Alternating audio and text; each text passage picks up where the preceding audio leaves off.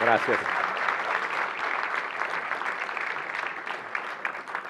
Gracias. Mi nombre es Ronnie Bandini. A fines de los años 90 desarrollé un software para comercio electrónico de código abierto. Soy autor de libros de ficción con personajes que habitan el universo Maker. Trabajo con una rama de la inteligencia artificial haciendo prototipos para Qualcomm y soy el fundador de la iniciativa de Contracultura Maker. Sin embargo, la gente me conoce por el reggaetón. 2 años atrás un vecino empezó a poner este estilo tan alegre todas las mañanas, un volumen muy elevado, y a partir de esta circunstancia desarrollé 2 dispositivos que se volvieron algo populares, así que la idea para hoy era contarles un poco la trastienda, los fundamentos técnicos y también algunas situaciones muy curiosas que me tocó vivir en la aventura de silenciar parlantes. Antes de empezar, PocketGone es un dispositivo educativo y experimental, consulten la legislación, etc. Bueno, 2 años atrás, en realidad fue un poco menos, febrero del 2024, el vecino pone reggaetón, las paredes vibran. Yo sé que es un parlante Bluetooth porque escucho los mensajes de sincronización. Me pongo a investigar y descubro que los parlantes Bluetooth, a pesar de estar paireados con un emisor, siguen abiertos a escuchar otros pedidos de conexión y a recibir datos. Entonces, teóricamente, si yo era capaz de inundar este parlante con suficientes datos de manera muy rápida, iba a lograr bajar los recursos y así desconectar el emisor o eventualmente también deteriorar la calidad de la audición. El único problema es que para lograr esto iba a necesitar el MAC address del parlante. Entonces abrí línea de comandos, me puse a escanear el espectro y pude inferir el MAC address del parlante del vecino de acuerdo a los datos del fabricante y también a la fuerza de la señal determinada por la variable RSSI, que mientras más cercana a 0 quiere decir normalmente que esa señal tiene más fuerza. En este punto desarrollé un script y me puse a hacer unas pruebas que resultaron exitosas y ya en este momento podía haber resuelto el problema. Metía este script en un dispositivo, le ponía un interruptor y solucionaba el problema. Pero este dispositivo fue desarrollado en el marco de la Contracultura Maker. Y para la Contracultura Maker, más importante todavía que solucionar un problema, más importante también que los conocimientos técnicos, es lograr un cambio de filosofía donde, entre otras cosas, buscamos alejarnos de, por ejemplo, la razón instrumental que en nuestra sociedad occidental y moderna nos lleva a estar siempre orientados a un fin y a resolver de manera óptima, económica y expeditiva. Entonces me puse a pensar, ¿qué tal si el dispositivo es capaz de determinar por sí solo cuándo silenciar el parlante? De acuerdo al estilo de música que pone el vecino, ¿no? De tal forma que si en un arranque de buen gusto el vecino pone jazz, funk, música clásica, lo deja, y ni bien pone su estilo preferido, la máquina le dice hasta acá llegaste. Ahora bien, para una persona es muy sencillo determinar cuándo está sonando el reggaetón, es como un malestar en el pecho que se siente. Pero ¿cómo hace una máquina para reconocer un estilo musical? Con inteligencia artificial. Ya no inteligencia artificial generativa, que es lo que más quizá usamos todos hoy en día, sino otra rama llamada Machine Learning, estoy seguro que muchos de ustedes lo usan. Una definición posible es que el Machine Learning intenta comprender cómo funciona el mundo encontrando patrones en datos históricos sin haber sido programado específicamente para eso. Es una tecnología fundamental que opera sobre nosotros permanentemente y por más que nosotros nos desentendamos del Machine Learning, el Machine Learning nunca se desentiende de nosotros. Es lo que está funcionando, por ejemplo, para determinar los créditos que nos dan o nos niegan, las publicidades que nos muestran, incluso los perfiles que nos aparecen en las aplicaciones de citas. ¿Y cómo funciona el Machine Learning versus la programación heurística tradicional? Vamos a decir que un chico quiere jugar a la PlayStation. El papá, que es programador, le dice: yo te dejo jugar, pero primero tenés que tener ordenado el cuarto. Él no va a estar ahí para comprobarlo. ¿Cómo puede hacer? Instala una cámara en el cuarto, privacidad 0, y saca un montón de fotos, primero al cuarto ordenado, en distintos momentos del día, ordenado de distintas maneras, después un montón de fotos al cuarto desordenado, lo mismo, distintas condiciones de iluminación, desordenado de distintas formas. Se pone a mirar estas fotos y para un programador incluso es difícil entender lo que está pasando, porque por detrás son mapas de bits. Entonces contrato un especialista, el especialista escribe un informe, él lo lee, escribe un montón de reglas heurísticas, y después de todo este trabajo que le llevó, de haber pagado al especialista, el tiempo, escribir ese programa, el sistema va a quedar horrible, no va a funcionar. ¿Cómo hace el Machine Learning para encarar este mismo tema? La primera parte es igual, sacamos todas esas fotos, y después vamos al encuentro del Machine Learning, agarramos el balde con las fotos, le decimos esto es cuarto ordenado, agarramos el balde con las otras fotos, le decimos esto es cuarto desordenado. Yo me voy a tomar un café, 5 minutos, y vos vas a tener que encontrar los patrones. Cuando vuelva te voy a mostrar una foto que nunca viste y me vas a tener que decir si corresponde a un cuarto ordenado o desordenado. En rigor, el Machine Learning no nos da respuestas concluyentes, sino probabilísticas. Me va a decir, para mí, de acuerdo al entrenamiento que tuve, esa foto que nunca vi corresponde a un cuarto ordenado en un 95% y un cuarto desordenado en un, no sé, 32%. Estos porcentajes no tienen que sumar 100. Y de acuerdo a estos números, yo ya puedo, desde la programación, tomar decisiones. Por ejemplo, activar un relay para darle alimentación a la consola, poner una regla en el firewall para que tenga conexión a Internet. Volviendo al caso del vecino, obviamente acá el set de datos no va a estar compuesto por imágenes, sino que va a estar compuesto por archivos de audio. Y lo primero que pensé es, debe existir ya un modelo entrenado, no voy a empezar a entrenar yo el modelo. Efectivamente lo encontré, pero el único problema es que este modelo no tenía listado al estilo que yo necesitaba, tenía estilos más tradicionales, blues, clásico, country, disco. Entonces no me quedó otra que arremangarme y conocer al enemigo. Entré a YouTube y me puse a buscar canciones de reggaetón y a descargarlas. Hago un paréntesis, una precaución que no tomé, que ahora me arrepiento. Olvidé desloguear mi cuenta de Google antes de buscar los temas. Con lo cual, desde ese momento hasta ahora, Google insiste en mostrarme unos anuncios rarísimos, una insistencia en esos pantalones ajustados bordó que yo creo no merecer, así que si van a hacer lo mismo, recuerden desloguearse. Después lo que hice fue disminuir la calidad de estos archivos, porque muchas de las características que hacen disfrutables a un archivo de audio son innecesarias para el entrenamiento. Entonces pasé los archivos de estéreo a mono y les bajé la calidad. Y en el proceso de escuchar los temas ya pude detectar algunos patrones sin necesidad de empezar el entrenamiento. Por ejemplo, todos los temas tienen una columna vertebral rítmica calcada. Esta columna vertebral está dictada por las frecuencias mayormente del bombo y del tambor. Después los BPM, los bits por minuto, suelen estar entre 100 y 120. Y con una regla de 3 simple podía calcular la cantidad de segundos para capturar una vuelta entera del patrón. Después, a la hora de pensar cómo iba a entrenar el modelo, los makers tenemos múltiples alternativas, desde, obviamente, abrir línea de comandos a lo macho o usar una plataforma. Y la verdad es que los makers tenemos que atender a muchas batallas al mismo tiempo, resolvemos cosas de electrónica, de programación, de inteligencia artificial, de modelado, impresión 3D. Entonces, cualquier plataforma que nos simplifique el trabajo siempre es bienvenida. Y en mi caso tomé la decisión de usar Edge Impulse porque ya era una plataforma familiar para mí y también porque me daba herramientas que me permitían agilizar mucho este procedimiento. Entonces subí los archivos de audio, hice un split de 2000 milisegundos, después configuré un impulso, que es una terminología de ellos, pero básicamente lo que se indica acá es que son datos de una serie temporal, le puse 500 milisegundos de offset para que no espere al final de la vuelta para volver a muestrear.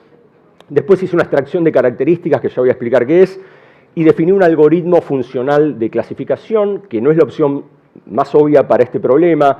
Quizás se usa clustering, se usa desviación de señal, pero a mí me funcionó muy bien.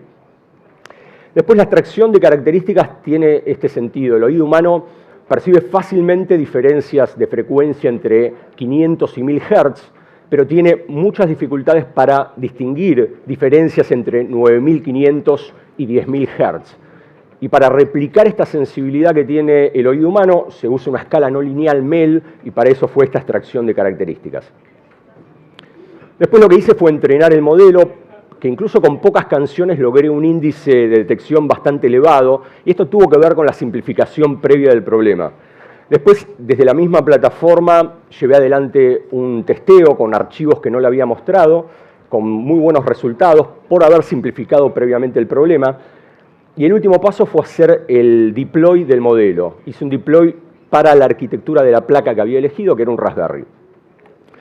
Completé el dispositivo Reggaeton Big On agregándole un pulsador, una fuente, un extensor para la placa default que tiene para Bluetooth, una pantalla LED, una placa de audio externa y un micrófono para muestrar el audio con buena ganancia.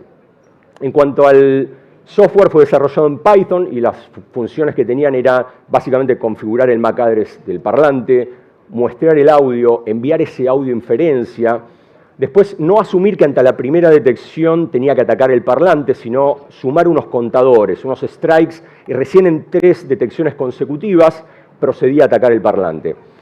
Y después también, obviamente, mostrar en la pantalla LED las inferencias, aceptar las pulsaciones del botón y guardar logs, porque la máquina opera de manera autónoma y yo quería saber qué es lo que estuvo haciendo cuando yo no estaba en mi casa. Después de haber terminado el software, uno podría decir que el dispositivo estaba terminado, pero de vuelta, esto fue desarrollado en el marco de la contracultura maker y nunca dejamos los circuitos flotando en el éter. Siempre les damos una terminación, les ponemos un nombre. A veces incluso escribimos un manual, por más que se trate de un solo producto. Para el gabinete lo que hice fue recuperar una placa de sonido que estaba quemada y el gabinete metálico era del tamaño perfecto que estaba necesitando. Entonces diseñé en 3D el frente y a la hora de pensar el nombre recordé un dispositivo que se usaba muchos años atrás para apagar televisores con el volumen muy elevado en los bares. Este dispositivo se llamaba TV Big On y le puse en homenaje al mío Reggaeton Big On. Hago un paréntesis, esto es una obviedad, pero la tecnología nunca retrocede y para algunas personas esto es motivo suficiente para no mirar atrás, pero a menudo mirar atrás en la historia de la tecnología es en principio apasionante y después también nos permite disputar algunos malos entendidos. No sé, si uno mira para atrás y ve la historia del perceptrón, esto le permite disputar esta idea de que la inteligencia artificial es una revolución y quizá lo piensa más como un lento proceso. Después de haber terminado ya así el dispositivo, hice lo mismo que hice muchas veces con otros proyectos. Escribí un tweet diciendo estoy trabajando con este dispositivo, subí una pantalla del entrenamiento, puse un snippet del código y dije que básicamente los días siguientes iba a publicar el código fuente, el tutorial. Esto fue a las 8:38. Me comí algo, me fui a dormir y al otro día cuando me levanté todo era un caos. El tweet se había viralizado, ya había tenido otros proyectos también que llegaron a los medios, pero este lo que pasó fue realmente, se dio de una manera muy extraña. En principio la viralización duró mucho en el tiempo, las viralizaciones a veces duran horas, días, esta duró meses. Después la extensión geográfica también, esto pasó de Argentina a Latinoamérica, a Estados Unidos, Europa, Asia. Después también fue inusual en cuanto a la extensión geográfica. Como decía antes, el debate que originó, había columnas de opinión hablando sobre la contaminación sonora, hablando sobre la inteligencia artificial, la cultura maker. Y por último, pero no menos importante, también fue muy positiva. La gente compartía con humor esta noticia porque les parecía gracioso que solamente se ocupara del reggaetón, y después todo el esfuerzo puesto en un dispositivo cuando en rigor podía haber ido a tocarle la puerta al vecino. Y después en realidad solo puedo recordar algún que otro mensaje negativo acusándome de autoritario por apagar parlantes, a lo cual yo respondí una obviedad, que no era yo el que lo estaba apagando, sino la inteligencia artificial, que todos saben que a veces tiene una agenda maléfica. Y después también recuerdo un video que me mandaron por Instagram, estaba filmado en lo que parecía ser un gimnasio de pilates, pero con la luz baja para que no pareciera eso, y había un hombre hablando a cámara muy enojado en nombre de la Liga de Reggaeton Under o algo así, estoy parafraseando, y básicamente me expresaba su descontento con el dispositivo, también me mandaba saludos a mi madre, lo cual me sorprendió mucho, no por la amenaza en sí, sino por el hecho de que esa liga de reggaetón se juntara en el gimnasio de pilates. A pesar de la popularidad de Reggaeton Big On en los medios y en las redes, a pesar de que una revista que para mí fue fundamental en mis primeros años emprendiendo en tecnología como la Wired destacara este proyecto, Para mí Reggaeton Bigón fue una especie de fracaso. Fue una especie de fracaso porque me empezó a escribir un montón de gente con problemas graves, con ruidos y vecinos, problemas que van más allá de que no te guste la música del vecino. Gente que tiene hijos en algún lugar del espectro autista, con hipersensibilidad auditiva, personas que no podían descansar, estudiar, situaciones de violencia originadas a partir de los ruidos. Y todos esperaban encontrar en Reggaeton Bigón una solución a sus problemas. Y la verdad que Reggaeton Bigón tenía poco alcance, es un dispositivo caro y es un dispositivo complejo. Y aparte esta complejidad a menudo no es aprovechada porque alguien que tiene problema con la música del vecino le da exactamente lo mismo si es reggaetón, si es vallenato o si es cuarteto cordobés. Estos estilos no los puse random, corresponden a una estadística por los mensajes que estuve recibiendo.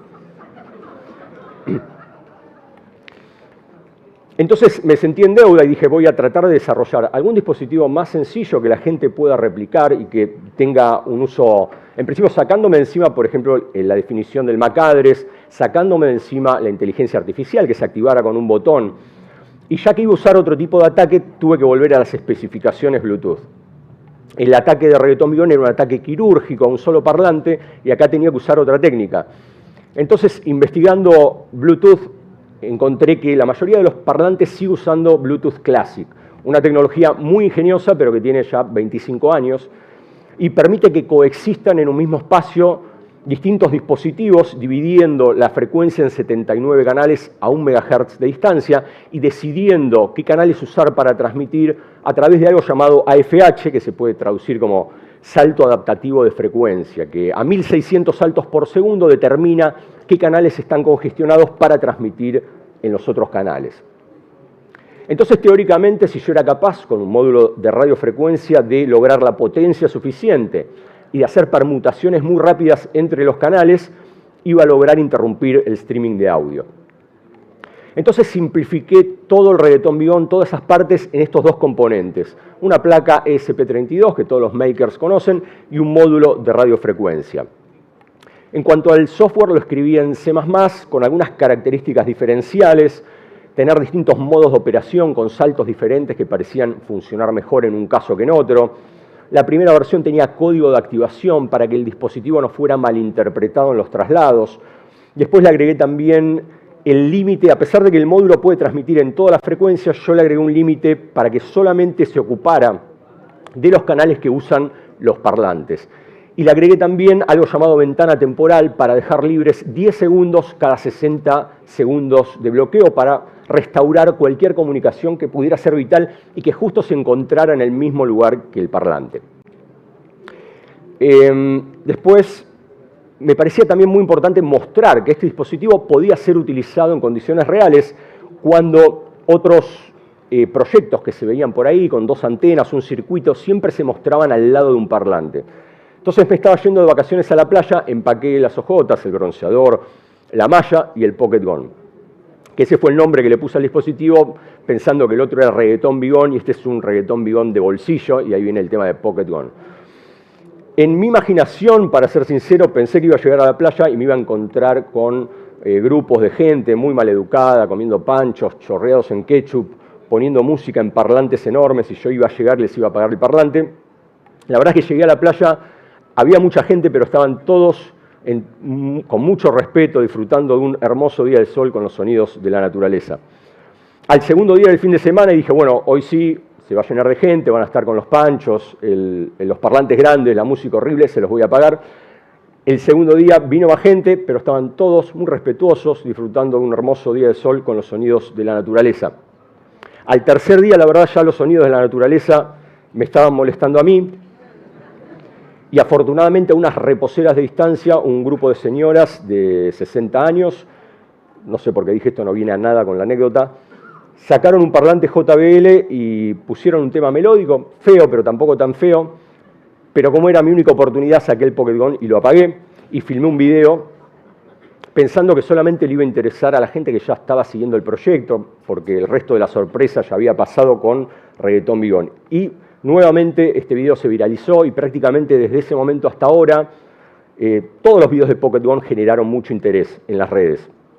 Y ahí me empezaron a decir, bueno, ahora que con toda esta publicidad y la viralización, vas a volver de las vacaciones y te vas a poner a fabricar Pocket Gun y a venderlos. Eso nunca estuvo en los planes con Reggaeton Bigón, ni tampoco con Pocket Gun.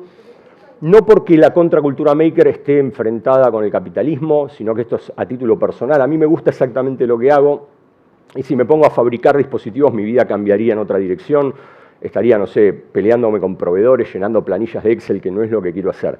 Entonces, al regreso del viaje, lo que hice fue dictar un taller presencial en un espacio muy lindo, Maker, que hay en Chacarita. Se anotó gente de la comunidad Maker, se anotó gente que sabía programación, pero no electrónica, se anotó gente que no sabía ni programación ni electrónica, y todos fueron capaces de armar sus Pocket Gun. Sobre esta experiencia después armé un taller virtual asincrónico, poniendo mucho foco en la didáctica, pensando que de repente esta era la experiencia iniciática de Cultura Maker para mucha gente. Y a través de este taller virtual, muchísimas personas ya alrededor del mundo armaron sus Pocket Gun, muchas veces personalizando la estética como se ve acá en las fotos. A pesar de que el alcance entre Reggaeton Bigón y Pocket Gun fue mejorando sensitivamente, siempre el tema del alcance es fundamental. La gente quiere más distancia para apagar parlantes de más lejos. Es complicado a priori responder la pregunta de la distancia porque depende de muchos factores: la potencia del emisor, la distancia al parlante, la triangulación con el Pocket Gun, la existencia de atenuadores que pueden ser muy obvios como una pared de hormigón, pero un atenuador también puede ser la copa de un árbol, la lluvia. Entonces, cuando me hacían un reclamo de este tipo, mi recomendación, no un reclamo, una sugerencia, mi recomendación era: prueben con alguna antena externa, prueben cambiando ángulos. Y el problema con esto, que en general sirve, es que las antenas externas son caras y después que son muy aparatosas, y si hay un grupo de gente con un parlante se les corta la música y lo ven un maker maniobrando con una antena Yagi, esto puede poner en riesgo su vida. Entonces me puse a pensar, tiene que existir una forma de fabricar una antena más pequeña con elementos que todos puedan conseguir y que pueda ser operado el Pocket Gun con una sola mano. Entonces estaba en el supermercado, vi una lata de duraznos y dije: me compro la lata de duraznos, si no sale me como los duraznos, no es tan importante. Y hice unas mediciones, después me puse a ver cómo podían reaprovechar elementos que todos tuvieran para armar esta antena sin necesidad de comprar pinzas especiales para los conectores SMA, y finalmente pude desarrollar esta antena que se llama Pitch Cantena y que incrementa sensitivamente en ciertas circunstancias el alcance del Pocket Gun. También hay un video en las redes que fue bastante popular.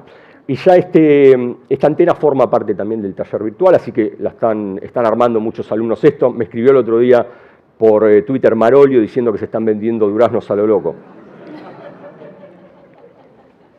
En el momento en que se viralizó Pocket Gun, yo estaba de viaje en la playa y me escribieron por redes, en realidad, algunos periodistas para hacer notas. Siempre estoy muy agradecido del interés de la prensa en difundir, en principio, un proyecto, pero después también la contracultura maker.